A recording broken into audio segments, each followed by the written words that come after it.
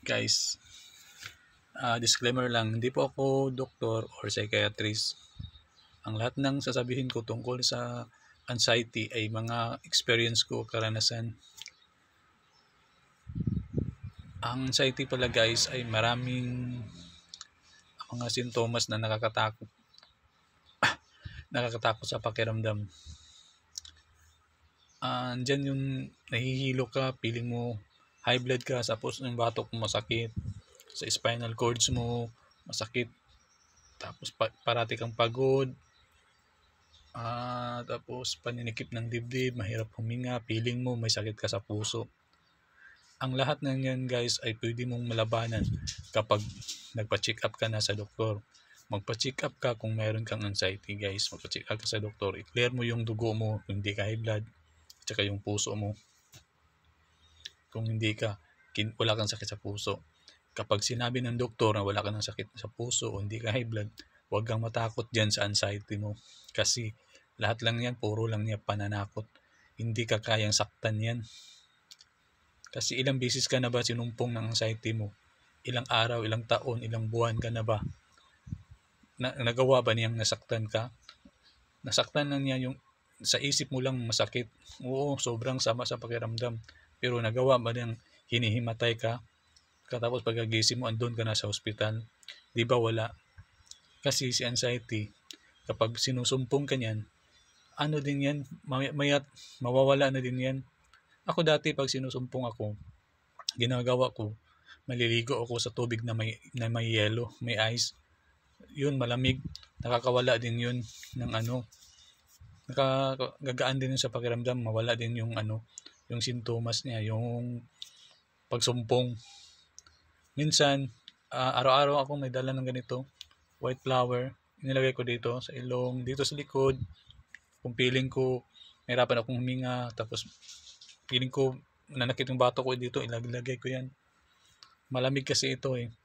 Kaya yung feeling mo mawawala yung yung pamamanhid. Kasi yung mahirap sa paghinga, masarap to sa hinga eh, kasi mentol, masarap. Yun yung mga ginagawa kong mga technique. Kaya lang yung mga technique na yan ay sa araw lang yan na mismo mawawala. Pero hindi ka tuluyan gagaling kasi hindi mo pa natanggap. Ang kailangan pala dyan sa anxiety guys ay ang pagtanggap. Tanggapin mo na meron kang anxiety.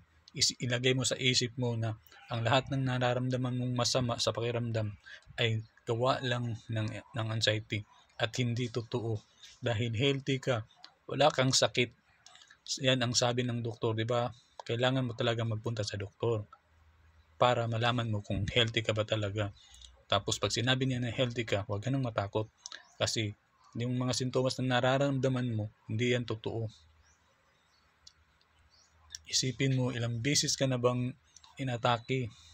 Ilang beses ka na bang inatake ng anxiety mo? Tapos, natuluyan ka ba? Di ba hindi? Di ba wala? Kaya ang pinakamaganda mong gawin kapag sinumpong ganyan, umupo ka lang, pakiramdaman mo lang siya, tanggapin mo sa sarili mo na ang lahat ng ito ay sintomas lang ni anxiety at hindi totoo. At hindi ka niya kayang saktan. Tandaan mo yan, hindi ka niya kayang saktan yan. Huwag kang matakot, relax lang. At tanggapin mo na may anxiety ka.